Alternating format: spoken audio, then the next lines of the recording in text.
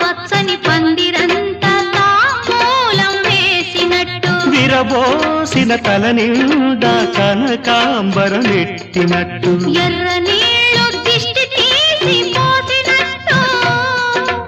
ఎర్ర నీళ్ళు దిష్టి తీసి పోసినట్టు